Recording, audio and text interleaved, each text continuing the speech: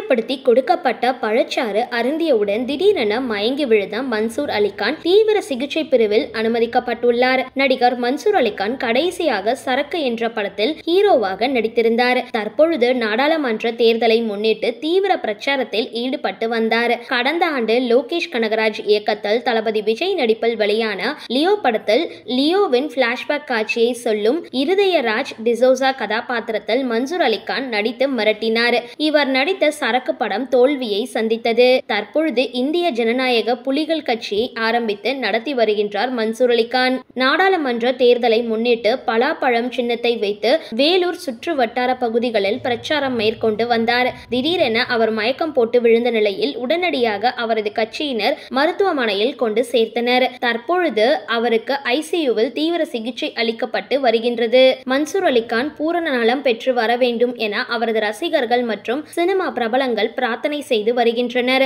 மன்சூர் அலிகான் தனது PRO மூலம் வெளியிட்ட அறிக்கையில் கட்டாயப்படுத்தி பழச்சாறு கொடுத்தார்கள், பின்பு மோர் கொடுத்தார்கள். குடித்ததும் சில நிமிடங்களில் வண்டியிலிருந்து கீழே விழ இருந்தேன். மயக்கத்துடன் நெஞ்சில் பயங்கரமான வலியும் ஏற்பட்டுள்ளது. அருகில் மருத்துவமனைக்கு அழைத்து சென்றும் வலி நிற்கவில்லை என்பதால் வேறொரு மருத்துவமனையில் ஐசியூவில் அனுமதிக்கப்பட்டுள்ளேன். விரைவில் குணமடைந்து வந்து விடுவேன் என்று கூறியுள்ளார். இந்த வீடியோ பிடிச்சிருந்தால் லைக் பண்ணுங்க, ஷேர் பண்ணுங்க. மேலும் இது மாதிரி வீடியோஸ்லாம் தெரிஞ்சுக்க மறக்காம யோகி டாக்ஸ் சேனலை சப்ஸ்கிரைப் பண்ணுங்க.